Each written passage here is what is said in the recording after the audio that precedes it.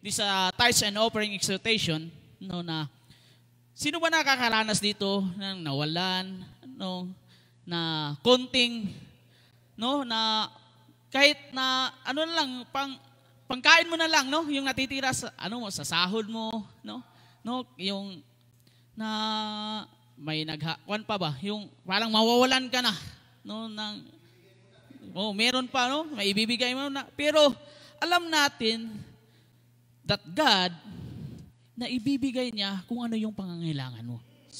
No, amen? Na kahit man paano, no, na tayo bilang isang Kristiyano, no, dapat magtiwala tayo sa Panginoon. Kaya nga sabi dito, no, sa isang verse lang, no, na para ano natin, no, maalala natin. Kasi minsan na kung nagkulang tayo, no, nahihirapan tayo, no, kasi madaming mga gastusin sa bahay, no, mga daming mga, no, tawag dito, tawag doon, no. Kaya huwag tayong matakot. Kaya sabi nga sa Philippians chapter 4 verse 19, and my God will meet all your needs according to the riches of His glory in Christ Jesus. No?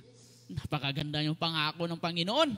Kaya nga kung mawalan ka man, no, ng mga, no, kasi nagwo-worry ka sa mga gastos, pero pag mabasa mo ito, ay hindi ko pala magkayang alhanin eh, no? Mag-alala. Hindi pala ako kaya mag-worry.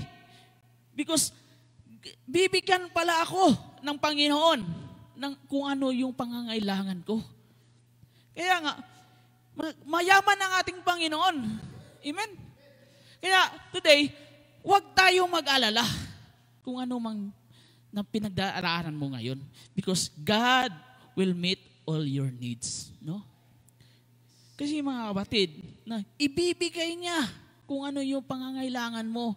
Kaya nga, hindi lang pangangailangan, sobra-sobra ibibigay sa iyo ni Lord. No? Amen? Kaya yung akalain mo na kunti na lang yung pera mo, pero hindi mo inaasahan, may dumarating pa rin sa iyo. Amen? Kaya sabi nga mga kapatid, huwag tayo puro pera lamang.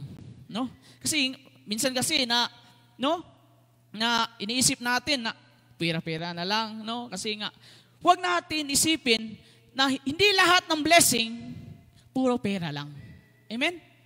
Kaya nga mga kapatid, nandyan din yung blessing ng buhay, blessing ng kumpleto ang pamilya, mabuting kaibigan, good health, new opportunities, at mga bagong memories. Life is more than just a money. Always be grateful. Dapat magpasalamat tayo. Amen? Magpasalamat tayo kasi binibigyan tayo ng pagkakataon ng Panginoon. Binigyan tayo ng pagkakataon na malakas tayo. Binigyan tayo. Kaya mga kapatid, today, huwag nating pagkaitan yung ating Panginoon. Kaya kung habang malakas tayo, dapat magpupuri tayo sa Panginoon. Ibigay natin yung sarili natin, time, talent natin, at i-treasure natin yung buhay ng Panginoon sa ating buhay. No? Amen? Kaya huwag nating isipin, sayang naman yung pera ko. No? Pangkain ko na sana to, ibibigay ko na lang. Hindi po mga kapatid. Kasi huwag natin isipin na lagi na lang pera yung blessing. Isipin na natin kung ano ka ngayon. Amen? Kung ano yung pinagdaanan mo dati, paano kayo ngayon, no? Kaya nga sabi nga, ito Pastor Remelo, hindi naman namamayat, daming problema, no, hindi naman namamayat. Amen? Kasi nga, may blessing si Lord palagi para sa atin. Amen? Kaya today, ibigay natin yung nararapat para sa Panginoon. Amen? Kaya tayo ay magbigay.